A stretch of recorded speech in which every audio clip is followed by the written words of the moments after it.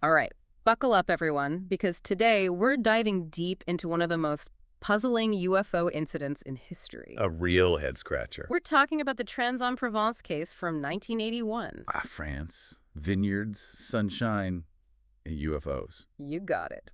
It all starts in a quiet little town in southern France, a farmer named Renato Nicolai, and a strange encounter that left behind some very real, very tangible evidence. Evidence that still has researchers scratching their heads, even decades later. So picture this, it's a calm evening. Nikolai is out tending his vineyard when he hears this weird whistling sound. He looks up and there it is.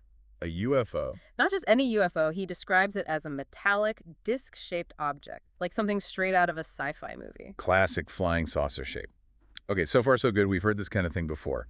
What makes this case stand out? Well, here's the thing. This object didn't just zip by and disappear. It landed. That's what Nikolai claims. And get this, the object left behind a clear mark on the ground. A landing trace. Not scorch marks, not debris, but a circular impression pressed into the ground, perfectly matching the shape and size that Nikolai described. Whoa, now that's something you don't hear every day. So what did the authorities do?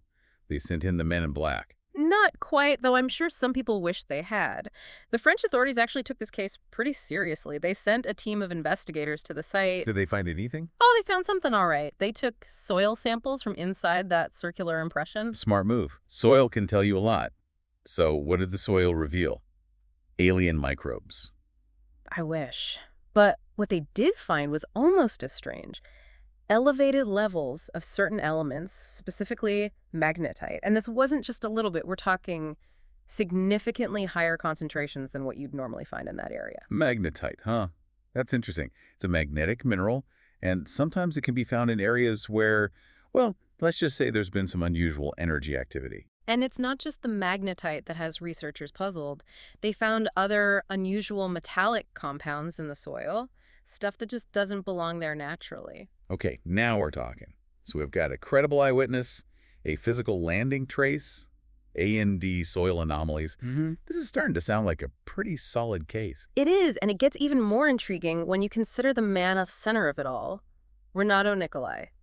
This wasn't some UFO chaser looking for fame. He was a respected farmer, known in his community for his honesty. So it's not like he was trying to cook up a story for attention. Not at all. He reported the incident immediately to the authorities. He didn't embellish, he didn't seek out publicity. Just a simple, straightforward account of what he experienced. Huh. That adds a whole other layer to this. You know, most of the time it's the stories that come with a lot of bells and whistles that turn out to be, well... Let's just say less than credible. Exactly. But here we have a simple, consistent story, a physical trace, A&D scientific anomalies. A real trifecta of UFO intrigue. And we're just getting started. There's so much more to unpack here. I'm all ears. Well, hold on tight, because next, we'll dive into the nitty-gritty of the scientific investigation. Let's get down to the science. We'll examine those soil anomalies, the various theories that have been proposed, and explore what they might reveal about what really happened in that French vineyard. Okay, so we've got this intriguing mix of eyewitness testimony, that physical landing trace, and then those soil anomalies. Time to put on our lab coats and dive into the science behind it all. Let's do it. The soil analysis in this case is particularly fascinating. You see, when scientists approach a case like this, they start by ruling out the usual suspects. So kind of like a process of elimination. Exactly. They look at the evidence and ask, could this be explained by something we already know about? Like, could it have been a meteorite? A space rock? Yeah, or some strange weather event, something like that. I guess that makes sense. Start with the most obvious explanations first. Right. But in the Trans-en-Provence case, those simple explanations just didn't fit. A meteorite, for instance, would have left a much bigger impact crater, and the damage would look totally different. And weather. Well, unusual weather patterns wouldn't explain those specific elements found in the soil, particularly the high levels of magnetite. Right. We talked about that earlier. That was the big one, wasn't it? The magnetite. It was a key clue. Magnetite is a naturally occurring magnetic mineral, but it's not something you typically find in such high concentrations in that region of France. So it's not just the presence of magnetite, but the amount of it that was unusual. Precisely. And there's more. Remember those other metallic compounds they found? Yeah, the ones that seemed out of place. Those compounds weren't typical of the surrounding soil either. It was like something had altered the soil composition in a very specific and localized way. Okay, so we've got these unusual elements showing up. What were the scientists thinking at this point? How did they try to explain those anomalies? Well, they came up with a couple of interesting hypotheses. One suggestion was that maybe the intense heat or pressure, if something did land there, Right. could have somehow changed the soil's makeup. Ah, like if the object was super hot when it touched down? Yeah, that was one idea. Another theory was that perhaps the object itself was emitting some kind of energy, radiation maybe, that interacted with the soil. So both of those theories kind of rely on the assumption that something actually landed in that vineyard. That's right. And Wow. that's where it gets really interesting because it kind of divides the scientific community. You have some scientists who are willing to entertain those more unconventional explanations. Maybe we're talking about technology beyond our current understanding. Like super advanced alien tech or something. Well, who knows? But then you have other scientists who are sticking to what we know for sure, looking for an explanation based on known physics and chemistry. And they might argue that maybe there's some geological process we haven't discovered yet that could account for those soil anomalies. So even within the scientific community, there's this kind of philosophical divide. Like, how far are you willing to go to explain something like this? It's a really fascinating tension, and it's not unique to UFO research. You see it in lots of different fields, especially when you're dealing with phenomena that push the Yeah. boundaries of what we know. Mhm. And honestly, that's what makes the Trans-en-Provence case so compelling. You have this mix of hard evidence and scientific analysis, but still leaves you with more questions than answers. A true mystery. But before we get too lost in the scientific debate, I want to shift gears a bit and talk about the human side of this story. Sure. This incident happened in a small, quiet town. Imagine the impact it must have had on the local community. Oh, I bet it was the talk of the town for quite a while. Yeah. It's not every day your little corner of the world becomes a potential UFO landing site. Right, like suddenly you're on the map for something totally out of this world, literally. So, how did the people of Trans-en-Provence react to all this attention? You'd probably get a mix of reactions, right? I'm sure some people were excited, saw it as a chance to put their town on the map, maybe even attract some tourism.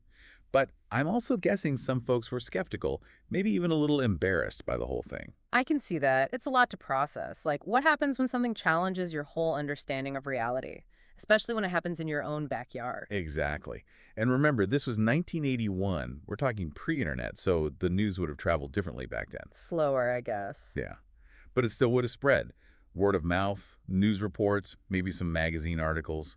I bet Trans-en-Provence became quite the spot for UFO enthusiasts back then. So this wasn't just a scientific event. It had a real impact on the people who live there. Absolutely. And that's something we often forget when we talk about these big UFO incidents. They're not just abstract events. They touch people's lives in very real ways. It's a good reminder that even the most extraordinary events are experienced through a human lens. But okay, we've talked about the science, the human impact. What about the bigger picture? What do you mean? How does Trans-en-Provence compare to other UFO sightings? Are there any similarities that might give us some clues about what really happened there? Ah, that's a great question. And it's one that researchers have been trying to answer for decades. Because the truth is, Trans-en-Provence isn't an isolated incident. There are tons of other reported UFO sightings from all over the world, and some of them do share some pretty striking similarities. Like what? Similar descriptions of the objects? Or maybe similar marks left behind? All of that. One that comes to mind is the Rendlesham Forest incident in England. Happened just a year before Trans-en-Provence. Oh, yeah, I've heard about that one. Multiple witnesses, strange lights in the forest. Exactly. And what's interesting is that, just like in Trans-en-Provence, there were reports of a metallic, disc-shaped object in Rendlesham. They even had some weird readings and ground disturbances, though not exactly the same kind of soil anomalies they found in France. So two different continents, two different cases, but some definite parallels. Right. And that's why comparing these cases is so important. It helps us see if there are any patterns, any common elements that might help us understand the bigger picture. It's like piecing together a puzzle, but we're missing a lot of the pieces. That's a great way to put it. And that's what makes this whole field so fascinating and frustrating too, I guess. Yeah. But look, before we go down that rabbit hole, let's take a quick break. Okay, sounds good. We'll be back in a flash. All right, we're back and ready to wrap up our deep dive into the Trans-en-Provence UFO incident. We've covered a lot of ground here. The eyewitness account, those soil anomalies, even comparisons to other intriguing cases like Rendlesham Forest. It really is amazing when you start to connect the dots between these cases. You see these patterns emerging, the disc-shaped objects, the ground disturbances, the reports of unusual lights and sounds. It makes you wonder, Wonder what, if it's all connected somehow. Yeah, exactly. Like, is there something bigger going on here than we realize? But, beyond all the speculation and the mystery, Trans-en-Provence also has a lot to teach us about how we study UFOs in general. So it's not just about what happened in that French vineyard back in 1981, but what it can tell us about the whole UFO phenomenon. Exactly. And I think one of the biggest takeaways from Trans-en-Provence is the importance of taking a rigorous scientific approach. This case really shows that we can apply scientific principles to try and understand UFOs, even if it all seems pretty bizarre and out there. It's like science isn't just about explaining the stuff we already know, it's about using those tools, observation, analysis, to explore the unknown. Right. And Trans-en-Provence, even with all the evidence, even with the scientific analysis, it still highlights how challenging that process can be. I mean, we still don't have a definitive answer about what happened there. So even with all our technology, all our scientific advancements, we're still left scratching our heads sometimes. It is humbling, isn't it? It makes you Very. realize just how much we don't know about the universe.